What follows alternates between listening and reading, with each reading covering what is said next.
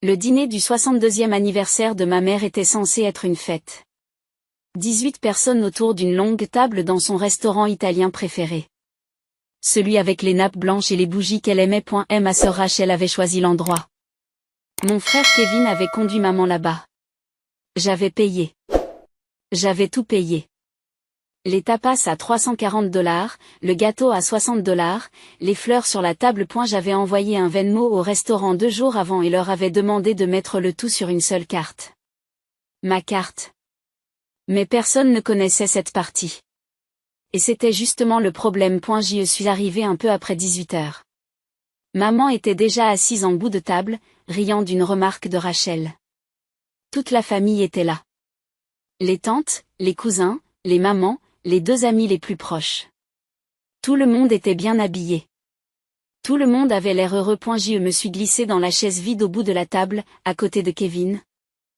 Et j'ai souri. Pendant une quarantaine de minutes, tout allait bien. Puis maman s'est levée pour dire quelque chose. Elle fait ça, elle se lève au milieu du repas, tape sur un verre, demande l'attention de tout le monde. C'est son truc. Elle l'a fait toute ma vie. Je veux juste dire merci, dit-elle en levant son verre de vin. À mes magnifiques enfants. Rachel se marie l'année prochaine. Kevin vient d'être promu. Elle a fait une pause, m'a regardé et a souri, le genre de sourire qui n'en est pas vraiment un. Et puis il y a Nadia. Notre famille l'a mangé. La table a éclaté. Pas des rires polis. De vrais rires. Le genre qui remplit une pièce. Rachel se couvre la bouche, les épaules tremblantes. Kevin sourit dans son verre d'eau. Ma tante Linda a tapé sur la table. Carole, l'amie de maman, a dit « Oh mon Dieu, c'est tellement vrai », et tout le monde a ri encore plus fort. J'y suis restée assise sans bouger. Maman n'avait pas fini. Elle a dit. Chaque fois que quelqu'un a besoin de quelque chose, c'est Nadia qui paie. Besoin d'un nouveau réfrigérateur? Appelez Nadia. La voiture est en panne. Nadia s'en occupe. C'est pratiquement son travail à ce stade. Encore des rires. Maman a haussé les épaules comme si elle était charmante. Comme si c'était drôle. Comme si c'était un compliment. J'ai souri. Je n'ai rien dit. J'ai pris ma fourchette et j'ai continué à manger. J'ai pris une décision. Pas tout de suite. Pas à ce moment-là. La décision se préparait depuis des mois. Peut-être plus longtemps. Mais assise là, à regarder ma mère m'utiliser comme punchline devant 18 personnes, à voir personne me défendre, à voir la femme avec qui j'avais passé 4 ans à garder financièrement un flotteur rire du fait qu'elle l'avait fait, quelque chose en moi est devenu très calme. Pas en colère. Pas bruyant. C'est comme un interrupteur qui s'éteint. J'ai fini mon dîner. Je suis restée jusqu'au dessert. J'ai dit bon anniversaire à ma mère, je l'ai serrée dans mes bras et je suis partie à 20h15. Je suis rentrée chez moi en silence. Ce soir-là, à 21h47, j'ai ouvert mon ordinateur portable, je me suis connectée à tous mes comptes et j'ai commencé. Il faut que je te reprenne. Parce que ce n'est pas arrivé du jour au lendemain. C'était 4 ans avant que cela ne se produise. Mon père est mort en février 2020.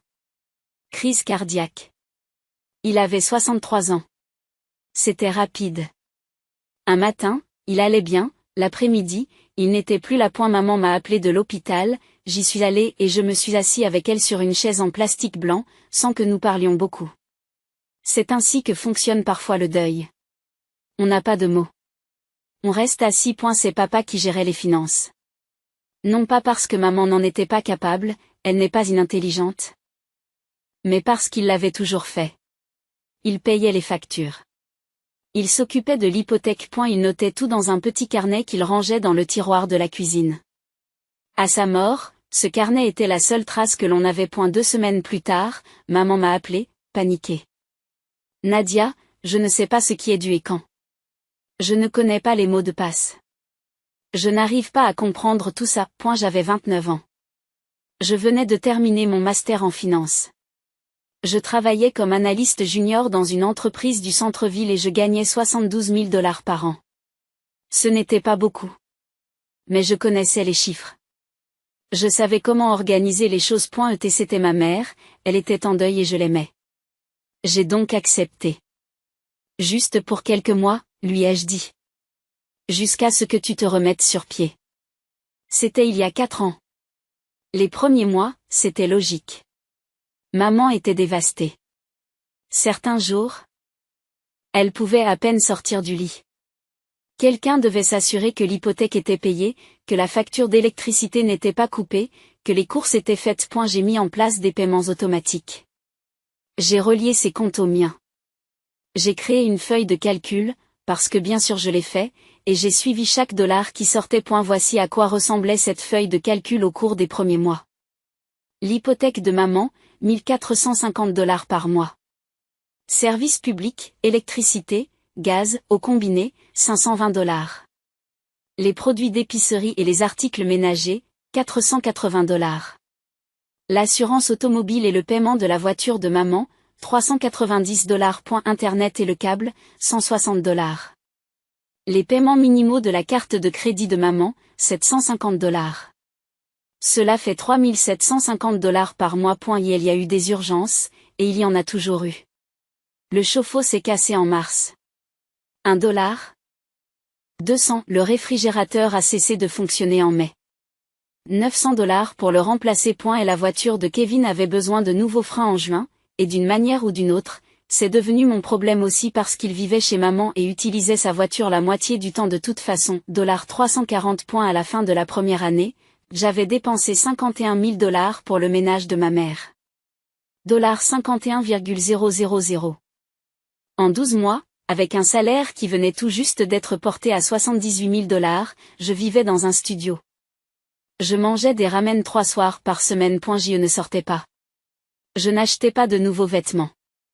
Je n'avais pas pris de vacances depuis plus d'1 an. À chaque paie, après les impôts, je regardais les chiffres. Je faisais le calcul et je transférais ce qui devait l'être. Et je me disais que c'était temporaire. Je me suis dit que maman s'en sortirait. Je me suis dit que c'est ce que fait la famille. Mais maman ne s'en est pas rendu compte. Parce qu'elle n'en avait pas besoin. C'est moi qui m'en occupais. Dès la 2e année, le schéma était figé. Maman ne demandait plus le prix des choses. Elle dépensait, tout simplement. Les courses venaient maintenant du magasin le plus cher. Celui où l'on trouve tout ce qui est bio et les fromages de luxe. Et la facture d'électricité augmentait parce qu'elle gardait le chauffage à 74 degrés en hiver et la climatisation à fond en été. Rachel a déménagé pendant 6 mois d'un appartement à l'autre. Et maman a ajouté sa facture de téléphone à la pile sans me demander mon avis, 85 $ par mois, a-t-elle ajouté en silence. Et puis il y a eu les fiançailles de Rachel. Rachel s'est fiancée au printemps de ma 3e année à payer la vie de maman. Son fiancé, Marcus, est un bon gars. Mais la fête de fiançailles? C'était tout maman. Maman avait des opinions sur ce à quoi elle devait ressembler. Nous devons louer le jardin de Rosewood, m'a dit maman au téléphone un soir d'avril. C'est seulement 2800 $. 2,8 cents. Je n'ai rien dit. J'ai juste transféré l'argent. La robe que maman a achetée pour la fête. 640 $. Les fleurs. 380 $. Les invitations. Papier actuel. Calligraphe. Envoyé par la poste. 220 $. Tout cela venait de moi. Rachel ne le savait pas, Kevin ne savait pas, maman a juste appelé, m'a dit le montant, et je l'ai payé. À chaque fois. Kevin n'était pas innocent non plus, mais c'était un plus petit drain. Il vivait chez maman, mangeait la nourriture de maman, utilisait l'argent de l'essence de maman. Il demandait parfois de l'argent. Juste pour passer la semaine. Maman m'appelait et me disait, Kevin a besoin de 200 $, tu peux les virer? Et je le faisais. Parce que qu'est-ce que j'étais censée faire d'autre?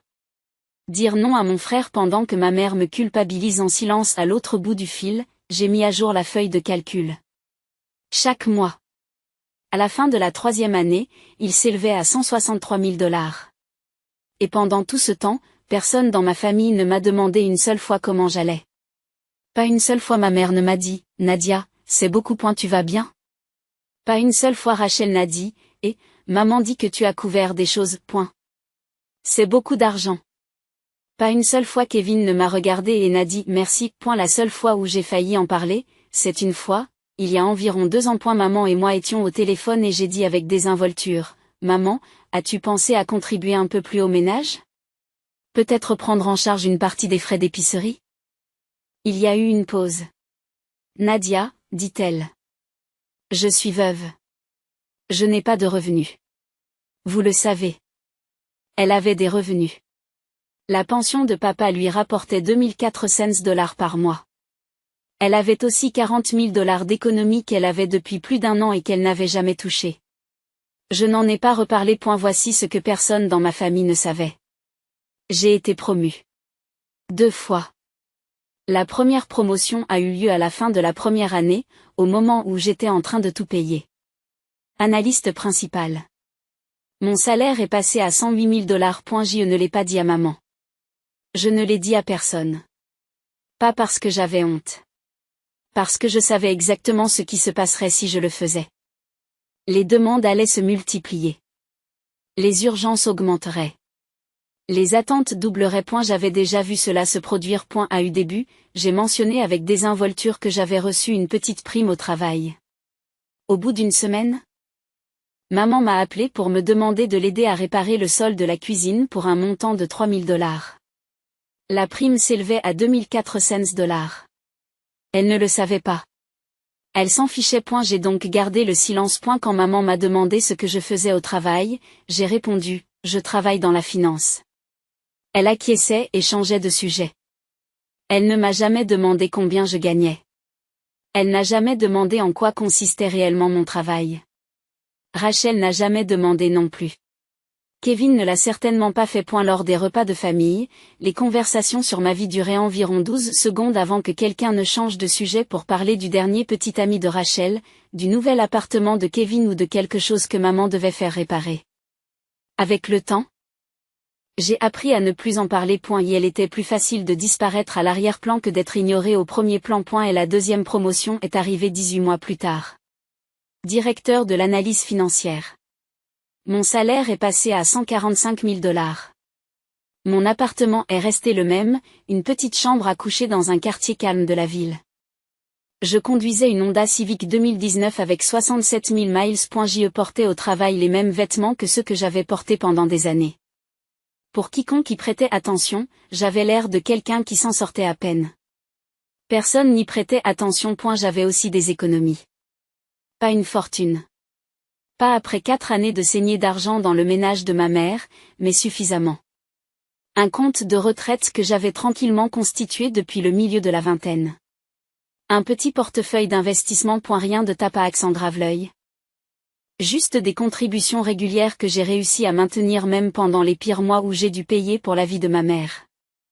Un fonds d'urgence que j'ai reconstitué 3 fois parce que les urgences de ma mère ne cessaient de le vider. Je ne me débattais pas. Mais je ne vivais pas non plus. Il y a une différence et je la ressentais chaque jour. J'étais donc là, au dîner d'anniversaire de ma mère, à l'écouter m'appeler le guichet automatique familial devant 18 personnes. Et je me suis dit qu'elle avait raison. Je suis le distributeur de billets de la famille. Mais les distributeurs peuvent être fermés. Je n'ai pas fait de scène. Je ne me suis pas levée et n'ai pas dit, en fait, maman, tu veux parler de ce que j'ai payé? Je n'ai pas fait remarquer qu'elle n'avait pas payé le dîner dans lequel nous étions assis. Je n'ai pas dit un seul mot. J'avais passé 4 ans sans dire un seul mot, et ce n'est pas une soirée de plus qui allait changer cela. Ce qui a changé, c'est quelque chose de plus silencieux, à l'intérieur. C'était la façon dont tout le monde riait. Pas seulement maman, mais Rachel, Kevin, tante Linda et Carole.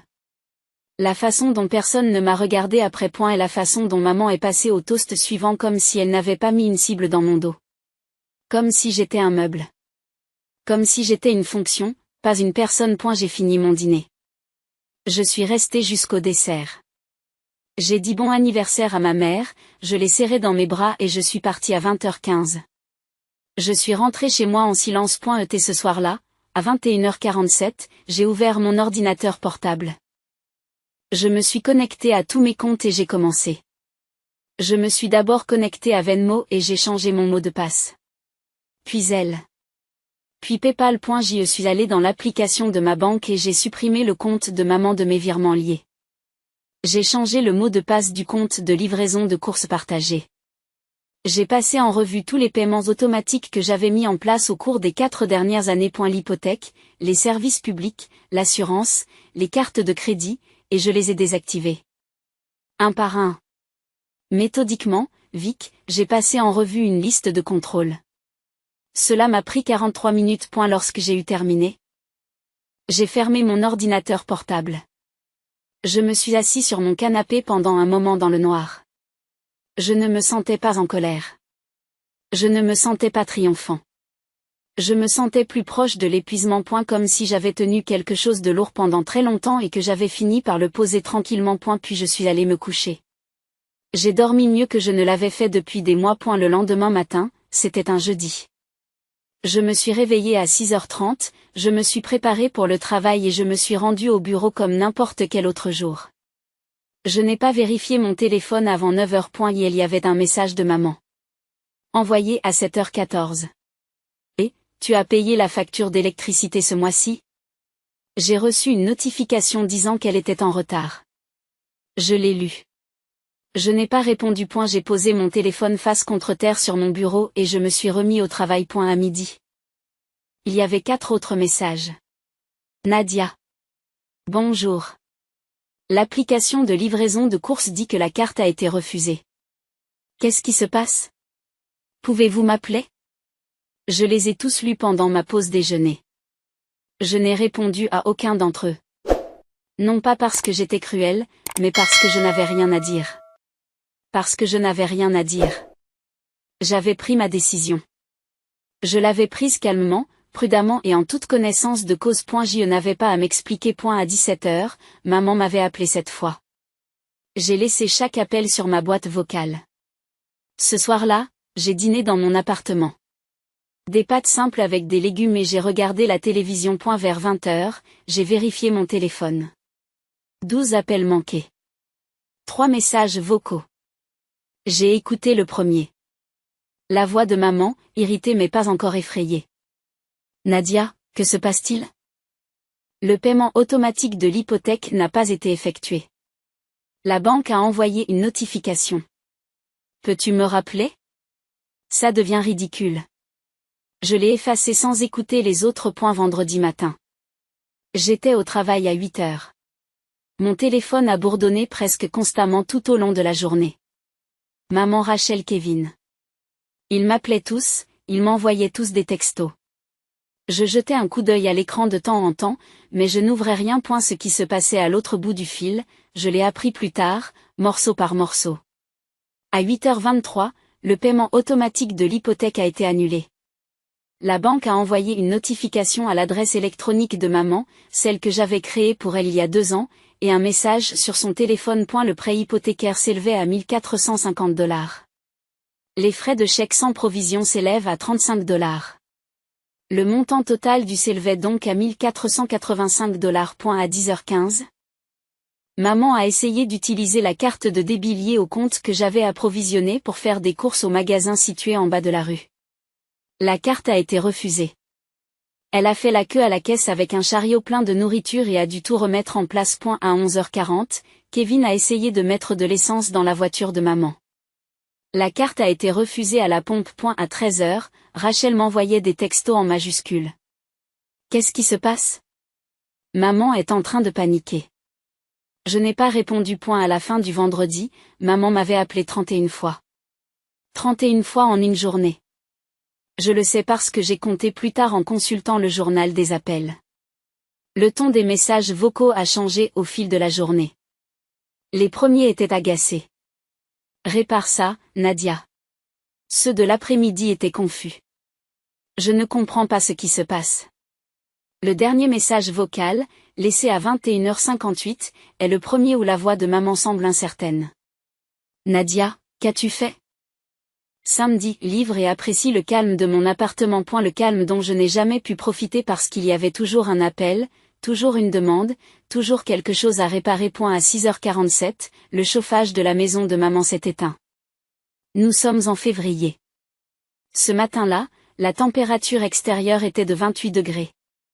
À l'intérieur de la maison de maman, sans le chauffage, la température a commencé à baisser presque immédiatement. À 10h, il faisait 52 degrés et à midi, 44 degrés dans le salon. Maman m'a appelé à 7h, puis à 7h15, puis à 7h30. Rachel a appelé à 8h. Kevin a appelé à 8h45, la première fois qu'il m'appelait depuis des semaines, et à 10h, les messages étaient différents. Rachel: Nadia, le chauffage est coupé, on gèle ici. Il fait si froid. S'il vous plaît, réparez ça. J'ai lu tous les messages. Je me suis assis avec mon café, je les ai lus et je me suis dit: pas grand-chose. Une petite douleur aiguë quelque part derrière mes côtes. Est la partie de moi qui aimait encore ma mère, qui se souvenait encore de qui elle était avant que le chagrin ne la transforme en quelqu'un qui prenait et prenait sans jamais lever les yeux pour voir ce que cela coûtait.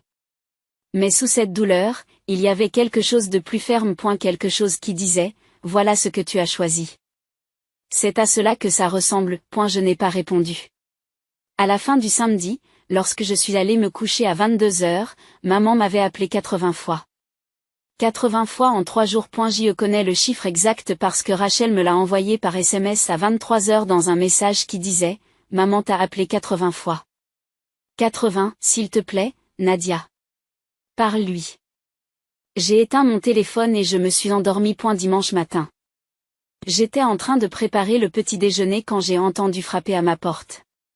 C'était Rachel. Elle portait un gros manteau et une écharpe, et son nez était rouge à cause du froid. On aurait dit qu'elle n'avait pas dormi. Lorsque j'ai ouvert la porte, elle est restée là pendant une seconde, me regardant vraiment, peut-être pour la première fois depuis longtemps. Puis elle est passée devant moi et a pénétré dans mon appartement. C'est un petit appartement. Une chambre, une kitchenette, un salon qui fait office de salle à manger. Les meubles sont simples. Pas d'œuvres d'art sur les murs. Une seule étagère à moitié pleine. Sur le comptoir de la cuisine, il y avait ma tasse de café, un grille-pain et un bol de pommes. C'est tout. Rachel est entrée lentement. Elle a tourné en rond, prenant tout en compte. Sa bague de fiançailles. Celle dont maman avait fait toute une histoire, celle que j'avais discrètement aidé Marcus à choisir sans qu'il le sache, se reflétait dans la lumière de la fenêtre. C'est ici que tu vis, a-t-elle dit. Tranquillement. Comme si elle s'entendait le dire pour la première fois. J'ai répondu: oui. Tu veux un café? Elle n'a pas répondu. Elle regardait toujours autour d'elle. Le canapé usé. La bibliothèque d'occasion. La petite télévision. Les chaussures bien alignées près de la porte. 2 paires. L'armoire entr'ouverte, montrant une rangée de vêtements simples. Nadia, dit Rachel. Elle s'est tournée vers moi. Ses yeux se remplissent. Depuis combien de temps tu paies pour la maison de maman? Je lui ai servi une tasse de café et la lui ai tendue. Assieds-toi, ai-je dit. Elle s'est assise. Et je lui ai dit. Pas tout. Pas tous les chiffres. Pas chaque facture. Mais suffisamment. Je lui ai parlé de la feuille de calcul. Je lui ai parlé de l'hypothèque, des services publics, des courses et des paiements de la voiture. Je lui ai parlé des pauses de Kevin, des cartes de crédit de maman. Des fleurs de la fête de fiançailles et des invitations de Calgraft. Je lui ai dit le total. 187 000 $, ai-je dit. Sur 4 ans. C'est ce que la banque a confirmé. Rachel est restée longtemps sans rien dire. Elle tenait sa tasse de café à 2 mains et fixait la table. Son visage est passé par plusieurs phases, confusion, incrédulité, puis quelque chose qui ressemblait beaucoup à de la honte. Elle ne l'a pas fait. Rachel a commencé. Non, ai-je dit. Elle ne savait pas combien. Ou bien elle ne voulait pas le savoir. D'une façon ou d'une autre. Et tu n'as jamais rien dit? Quand aurais-je dit quelque chose, Rachel? Chaque fois que j'ai essayé, elle m'a fait sentir coupable de demander. Je suis veuve. Je n'ai pas de revenus. Elle a la pension de son père. Il a des économies. Il n'a jamais eu à les utiliser, parce que je couvrais tout. Rachel pose son café. Elle presse ses mains contre son visage. Oh, mon Dieu, a-t-elle murmuré. Nous sommes restés assis en silence pendant un moment. La lumière du matin se déplaçait sur le sol de la cuisine. Dehors, une voiture passait.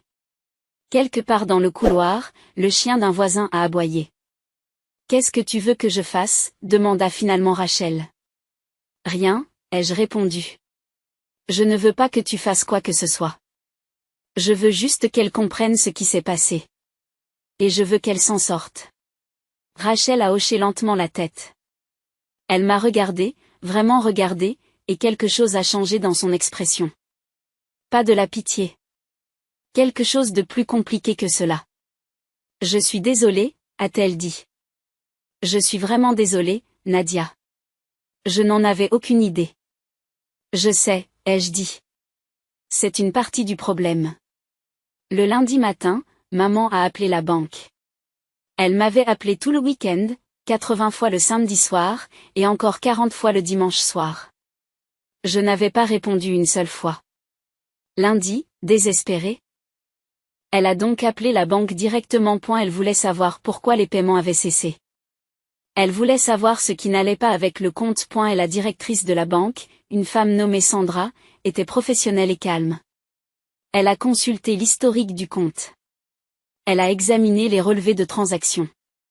Puis elle a dit à maman exactement ce qu'elle avait vu. La directrice de la banque a tout raconté à maman, dit Rachel. Sa voix était posée, mais je pouvais entendre quelque chose en dessous. Une sorte de fureur tranquille. Pas à moi, maman. Chaque virement. Chaque paiement automatique. 5 ans de dossier. Le nom de maman ne figure sur aucun financement. Tout vient de toi. Chaque mois. Je sais, j'ai dit. Maman l'est. Rachel a fait une pause. Elle ne va pas bien. Je le sais aussi. Il y a eu un silence. Elle veut te parler, dit Rachel. Je ne suis pas prêt pour ça, ai-je dit, et je le pensais vraiment. Non pas parce que j'étais en colère. Même si je l'étais quelque part au fond d'un endroit que je ne m'étais pas permis de regarder depuis longtemps, mais parce que j'avais besoin que maman s'asseye avec ça, qu'elle comprenne vraiment ce qui s'était passé. Pas seulement les chiffres, mais les années, le silence, la solitude d'être la personne sur laquelle tout le monde comptait et que personne ne remerciait jamais. D'accord, dit Rachel. Je comprends. À la fin de la première semaine, les conséquences s'étaient accumulées et maman ne pouvait plus les ignorer, les minimiser ou en rire. Le paiement de l'hypothèque avait été annulé 2 fois. La banque a envoyé une mise en demeure. Et il ne s'agissait pas encore d'un avertissement de saisie, mais presque. Le libellé de la lettre était prudent et précis, et indiquait clairement qu'un non-paiement continu déclencherait l'étape suivante du processus. Le chauffage était coupé depuis 5 jours. Certains avaient appelé une entreprise de réparation le dimanche. Mais lorsqu'elle leur a donné sa carte, elle a été refusée. Elle n'avait pas les 847 $ nécessaires pour payer la facture de gaz en souffrance et les 200 $ de frais de reconnexion. Elle a appelé Rachel, qui ne les avait pas non plus. Elle a appelé Kevin, qui avait 60 $ sur son compte courant. Et la facture d'électricité était en retard de 380 $. Un avis de coupure avait été envoyé par courrier le mardi. Le paiement de l'assurance automobile n'avait pas été effectué. Une lettre est arrivée mercredi indiquant que la police serait suspendue dans les 10 jours ouvrables si le paiement n'était pas reçu. Les cartes de crédit de maman, dont 2 étaient assorties de paiements minimum que j'effectuais depuis des années, étaient désormais en souffrance. Les frais de retard avaient commencé. La société émettrice de la carte de crédit avait appelé 2 fois. La situation à l'épicerie était, selon les mots de maman, un désastre. Sans carte de crédit, sans argent liquide. Sans personne pour couvrir les frais, le réfrigérateur était à sec. Maman avait 2400 $ dans sa pension, qui avait été déposée le 1er du mois.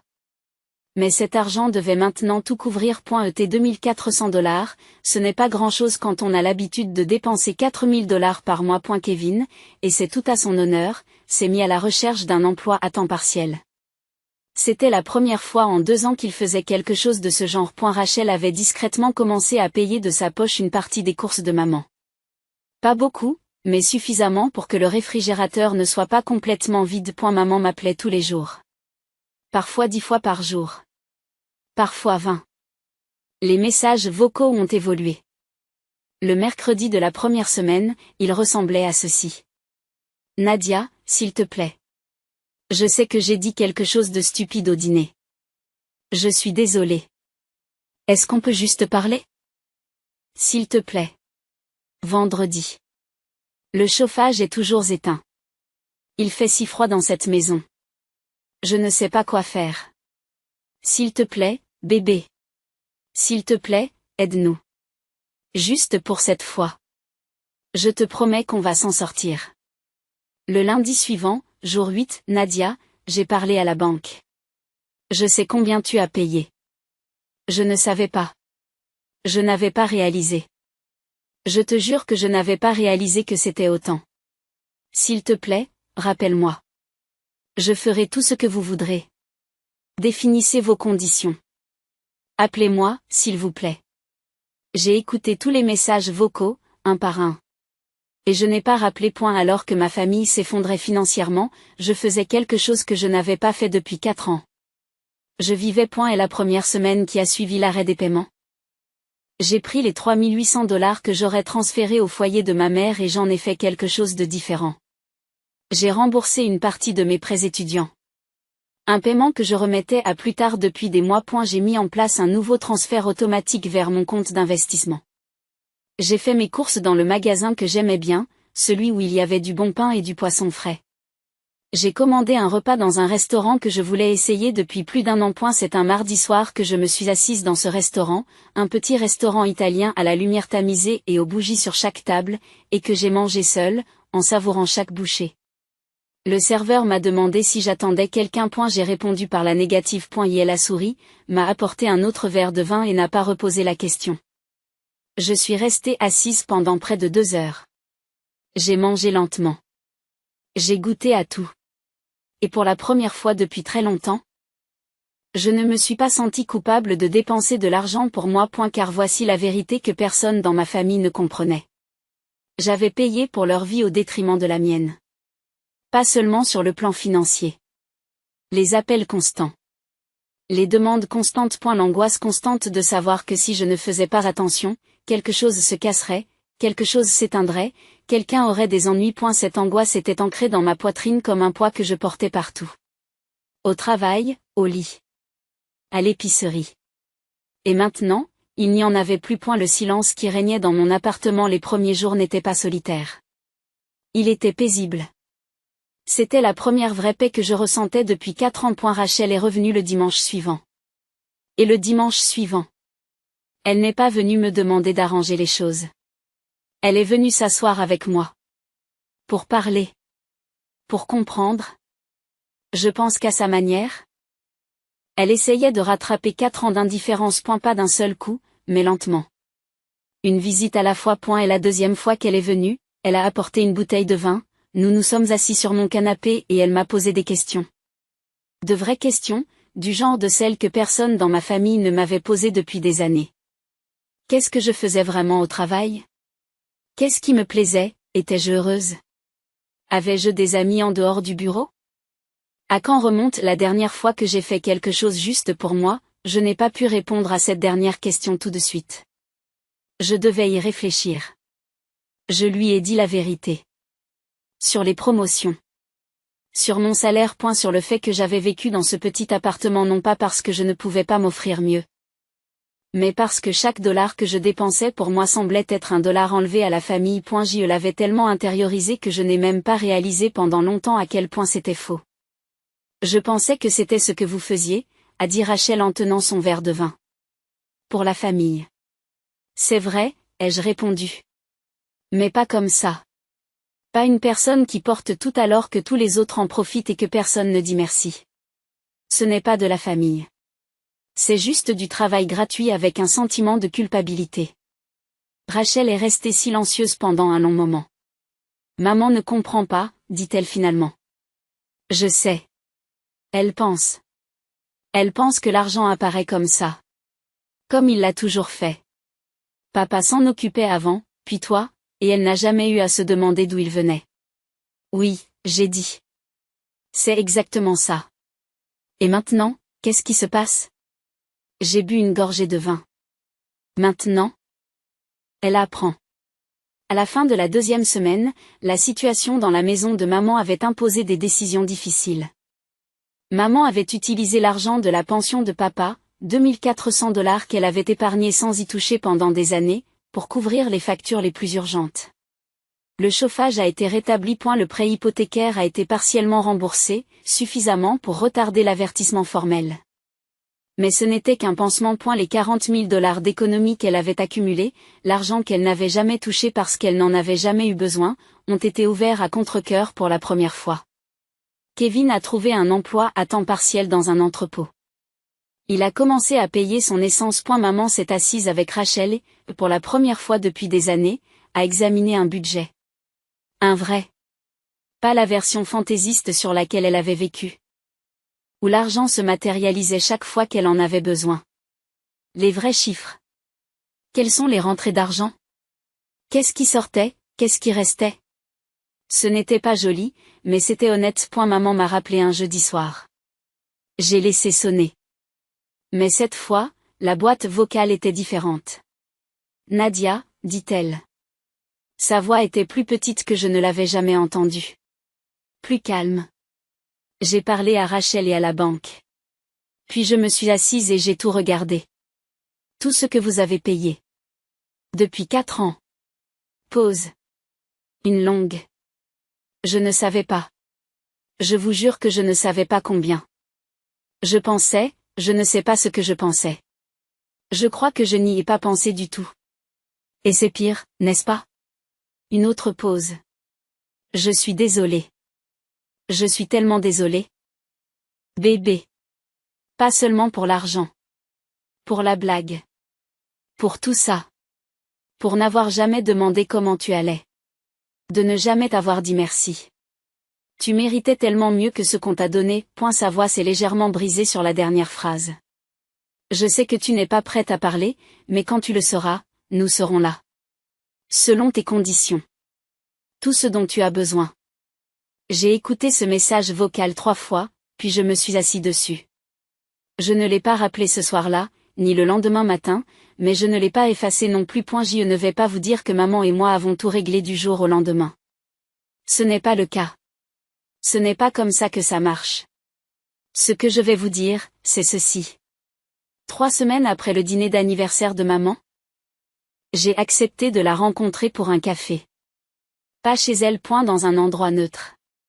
Un petit café près de mon bureau où elle n'était jamais allée. Nous nous sommes assises l'une en face de l'autre et maman avait l'air fatiguée et plus petite, comme si le poids des dernières semaines l'avait physiquement rétrécie. Elle n'a pas cherché d'excuses. Elle n'a pas essayé de me culpabiliser. Elle est restée assise et a écouté pendant que je lui racontais, calmement, tranquillement, ce que les 4 dernières années avaient été pour moi. La solitude. Le stress. Le sentiment d'être invisible tout en étant essentiel. Et la façon dont elle m'avait fait sentir lors de ce dîner, comme si j'étais une blague. Maman a pleuré. Je n'ai pas pleuré. J'avais déjà pleuré il y a des mois, seule dans mon appartement, dans le noir, les soirs où le poids de tout cela devenait trop lourd. Quand j'ai eu fini, maman a hoché la tête. Qu'est-ce que tu attends de moi? J'ai besoin que tu t'occupes de tes propres finances, que tu utilises la pension de papa. J'ai besoin que tu t'assoies avec Rachel et que tu fasses un vrai budget. J'ai besoin que Kevin contribue. Et j'ai besoin que tu arrêtes de traiter l'argent comme s'il poussait sur les arbres, ou comme s'il poussait sur moi. Maman acquiesce à nouveau. Et une dernière chose, ai-je dit. N'importe quoi. J'ai besoin que vous ne m'appeliez plus jamais le distributeur automatique de billets de la famille. Pas pour plaisanter. Rien du tout. Parce que ce n'est pas le cas. Je suis ta fille. Et je mérite d'être traitée comme telle. Maman a traversé la table et m'a pris la main. Ses yeux étaient rouges. Sa poigne était serrée. Je sais, dit-elle. Je le sais maintenant. 2 mois se sont écoulés depuis ce dîner. Le ménage de maman fonctionne différemment aujourd'hui. Elle paie elle-même son hypothèque. En temps voulu. Grâce à sa pension et à ses économies. Rachel contribue à l'épicerie et au service public. Kevin paie ses propres dépenses. Le budget est serré et c'est un véritable ajustement, mais c'est honnête. Personne ne se noie. Personne ne fait semblant. Certains m'appellent le dimanche maintenant. Pas 80 fois. Une fois. Nous parlons pendant une 20aine de minutes. Elle me demande comment je vais, elle me le demande vraiment et elle écoute la réponse. C'est un début. C'est un début. J'ai déménagé dans un nouvel appartement le mois dernier. Une chambre dans un meilleur immeuble, avec de plus grandes fenêtres et une cuisine dans laquelle j'aime vraiment cuisiner. J'ai acheté de nouveaux meubles. J'ai acheté un tableau pour le mur. Quelque chose de lumineux et de chaleureux que j'ai choisi moi-même. Juste parce que je l'aimais bien. Je conduis toujours la Honda Civic. Il faut du temps pour changer certaines habitudes. Mais voici ce que je veux que vous compreniez si vous avez lu jusqu'ici. Je n'ai pas fait ce que j'ai fait pour punir ma mère. Je ne l'ai pas fait par dépit, par colère ou par vengeance. Je l'ai fait parce que j'ai passé 4 ans à me rapetisser pour que tous les autres membres de ma famille puissent rester à l'aise. Et à un moment donné, à table, un verre de vin à la main, se moquant de moi devant 18 personnes, ma mère m'a accidentellement montré à quel point j'étais devenue petite. J'ai donc cessé d'être petite. Pour la première fois en 4 ans, j'ai commencé à m'occuper de la personne qui en avait le plus besoin. Moi.